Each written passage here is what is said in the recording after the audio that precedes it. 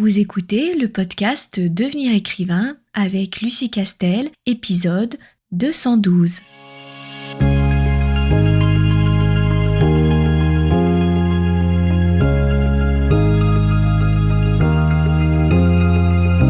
Bienvenue sur Devenir écrivain, le podcast pour démarrer et réussir votre carrière d'écrivain. Et maintenant, retrouvez votre animatrice Lucie Castel, autrice publiée à l'international, formatrice et conférencière.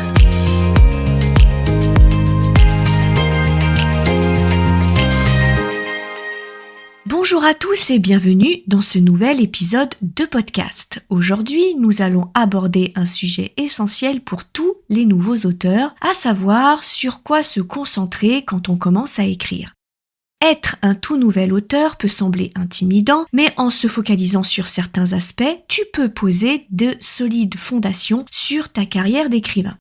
Mais avant de rentrer dans le vif du sujet, je te rappelle que tu peux télécharger une super fiche de personnage totalement gratuite sur licar.fr, licar, L-I-C-A-R-E-S.fr. Alors quand on décide d'embrasser la carrière d'auteur professionnel, que ce soit en édition traditionnelle ou en auto-édition, on peut avoir peur de se lancer ou de mal se lancer. L'acte d'écriture peut faire peur. Alors, on a une idée de roman, on peut même avoir commencé l'écriture et puis à un moment, on bloque et on n'arrive pas à terminer ce roman. Et tout ça nous désespère, car on ne sait pas exactement quoi faire de ce blocage. Donc il est important, je crois, de se demander sur quoi se concentrer, sur les éléments de base pour bien démarrer une tâche qui peut faire peur et c'est normal. En premier lieu, on va établir une routine d'écriture. L'une des premières choses sur lesquelles se concentrer, à mon avis, c'est de créer une routine d'écriture. Ça peut paraître simple dit comme ça, mais ça fait une réelle différence. Une routine d'écriture est le moyen le plus sûr de commencer le travail d'écriture car il va te permettre de te placer dans une bulle qui sera propice à l'acte d'écriture. Souvent, quand on bloque dans l'écriture, quand on est face à la fameuse page blanche, c'est qu'on se met énormément de pression.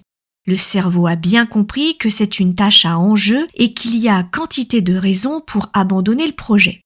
Car je rappelle que tout son système n'a qu'un seul objectif, te maintenir en équilibre. Donc, quand il identifie des tâches qui potentiellement peuvent te mettre dans une situation compliquée, aller au bout du roman, le proposer à un éditeur, le faire lire à des bêtas, recevoir des noms de la part des éditeurs, eh bien, il panique et il bloque. Alors quel avantage d'installer une routine d'écriture ?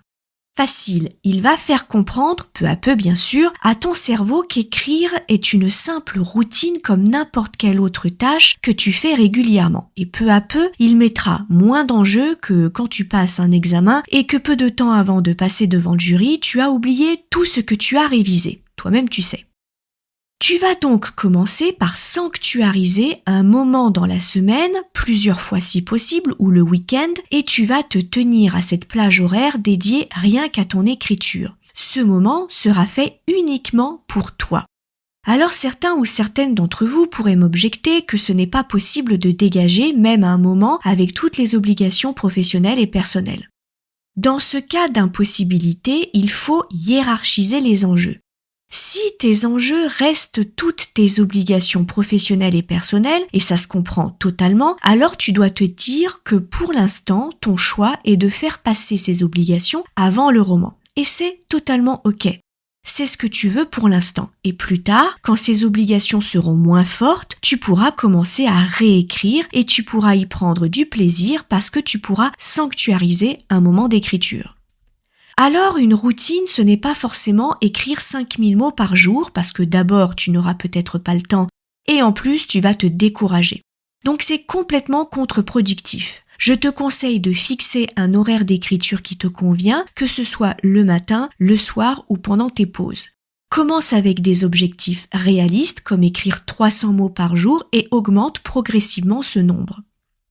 Ensuite, lire régulièrement. Lire est essentiel pour tout écrivain. Cela t'aide à comprendre les structures narratives, les styles d'écriture et les différents genres. Je le répète souvent, mais si tu n'as pas le temps de lire, tu n'as pas le temps d'écrire. Lire permet de nourrir sa boîte noire interne, son référentiel. C'est une stimulation essentielle et n'aie pas peur de t'inspirer un peu trop d'un texte parce qu'en réalité, tu vas intégrer tout ce que tu lis pour te les approprier comme des concepts qui ensuite nourrissent ton imagination dans laquelle tu vas puiser pour ensuite te l'approprier et en sortir une idée qui donnera lieu à un roman. Tu vois le cercle. Alors ici, on est très très loin du plagiat, donc pas de panique là-dessus, et quand tu auras compris ça, gaffe-toi de romans et si possible dans tous les genres, pas que dans le genre dans lequel tu écris. Alors tu me diras que tu peux trouver la même inspiration dans les séries ou les films, ce qui est totalement vrai. Mais il est important que tu intègres aussi le vocabulaire et la syntaxe pour améliorer ton style. Le vocabulaire est aussi important que les idées et les univers, c'est la raison pour laquelle il est essentiel de lire. Il est important aussi de faire 2 types de lecture, une première ludique et une seconde un peu plus critique qui va te permettre de faire la liste des choses que tu aimes bien dans un roman et d'autres que tu n'aimes pas. Ainsi, quand tu vas faire ton travail préparatoire, tu vas pouvoir faire la liste de tout ce que tu as aimé pendant tes lectures et tout ce que tu as détesté. Ça te permettra de mettre un peu d'ordre dans ton imagination. C'est très important de savoir ce qu'on aimerait voir dans son récit ou ses personnages et ce qu'on n'aimerait pas. Ensuite, écrire sans autocritique. En tant que nouvel auteur, il est important de te laisser la liberté d'écrire sans te juger trop sévèrement. La première ébauche n'a pas besoin d'être parfaite, et c'est souvent ce qui bloque le jeune écrivain, avoir peur de ne pas être à la hauteur, que ce qu'on écrit ne serait jamais d'ailleurs à la hauteur de ce qu'on aimerait pouvoir écrire.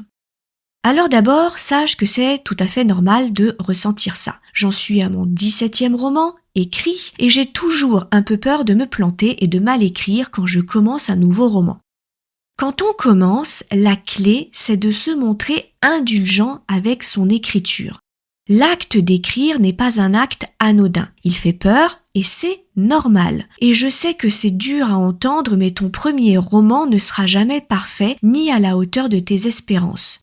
Il ne sera peut-être jamais selon ton degré d'exigence, mais tu pourras arriver à une sorte de sentiment d'accomplissement et tu auras la certitude d'avoir fait de ton mieux. Alors, comment faire ? Eh bien, en te disant que tout le monde a commencé quelque part. Pour mon premier roman, Le Roi sombre, quand le roman est revenu de la correction éditoriale, il n'y avait pas une phrase qui n'avait pas une remarque en rouge. Si bien que tout mon texte était en rouge. Et c'est normal. Donc, dis-toi que l'idée est d'écrire et que chaque roman va t'apporter des points d'expérience, si je peux dire. Le conseil, c'est avant tout d'écrire sans censure. Sors tout ce que tu as en toi, écris totalement librement et après tu feras le tri lors de la correction. La première ébauche est toujours en chantier, c'est petit à petit, quand tu y reviens, que tu améliores ton texte. Apprendre les bases du storytelling. Et là, je vais être très directive, comme si je ne l'étais pas d'habitude. Bref. Il faut absolument que tu te familiarises avec les techniques d'écriture. Sans connaître les règles de base de l'écriture d'un roman, tu ne pourras pas t'en sortir. Il faut que tu intègres les fondamentaux de la narration, structure, acte narratif, développement des personnages, etc.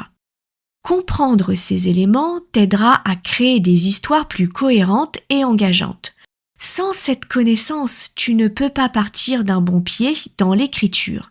Résultat, tu ne sauras pas le corriger et ensuite, tu auras beau faire tous les efforts du monde, ton roman, que tu enverras aux maisons d'édition ou en auto-édition, paraîtra amateur et tu auras soit un refus des maisons d'édition, soit de mauvais avis si tu es en auto. Alors, comment intégrer ces fondamentaux ? Déjà, tu as la formation Devenir écrivain qui est la plus complète qui existe sur le marché. Et sinon, tu as des livres sur l'écriture que je te recommande de lire. Une chose qui marche bien aussi, c'est de faire une lecture active. Tu lis un roman et tu es particulièrement attentif à la structure, à l'arc narratif du personnage et comment le récit est construit. Prends des notes sur toutes ces caractéristiques, c'est important. Prends le temps d'analyser les histoires que tu lis et de réfléchir à la façon dont elles sont construites. Ensuite, rechercher et accepter les retours. Obtenir des retours sur ton écriture est essentiel pour grandir en tant qu'auteur.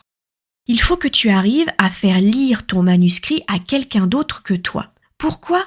Parce que même si tu relis 50 fois ton roman, tu n'es plus en capacité de voir les problèmes de structure ou de déroulé de ton histoire.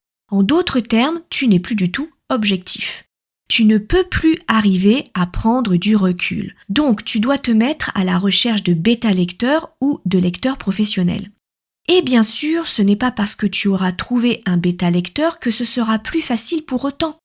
En effet, il te faudra accepter les critiques, te remettre en cause et remettre en cause ton manuscrit. Et ça peut être très compliqué. Surtout au début, quand tu en es à ton premier roman. Donc, essaye de rester ouvert et dis-toi que le bêta-lecteur est de ton côté. Il voit ce que toi, tu ne peux plus voir, donc laisse-le faire et fais-lui confiance. Un texte doit toujours être passé à la critique, c'est important. Voilà, nous avons couvert plusieurs aspects essentiels sur lesquels se concentrer en tant que nouvel auteur. Établir une routine d'écriture, lire régulièrement, écrire sans autocritique, apprendre les bases du storytelling et rechercher des retours constructifs. N'oublie pas que chaque écrivain a son propre parcours. Prends le temps de trouver ce qui fonctionne pour toi et sois patient avec toi-même. Merci d'avoir écouté cet épisode. Je te rappelle que si tu veux plusieurs autres conseils, abonne-toi à notre newsletter du vendredi sur licar.fr. Quant à moi, je te dis à très vite pour un tout nouvel épisode de podcast. Si tu veux apprendre à écrire un roman de qualité professionnelle et séduire les éditeurs, si tu veux qu'une équipe complète de professionnels t'accompagne dans ce projet, tu dois rejoindre Devenir écrivain, projet best-seller. C'est la formation la plus complète et individualisée pour t'aider à concrétiser ton rêve d'écriture. Inscris-toi sur licar.fr/formation, licares.fr/formation pour avoir toutes les informations. Beaucoup de nos anciens stagiaires réalisent actuellement leur rêve d'être écrivain professionnel, alors toi aussi rejoins-les sur licar.fr/formation.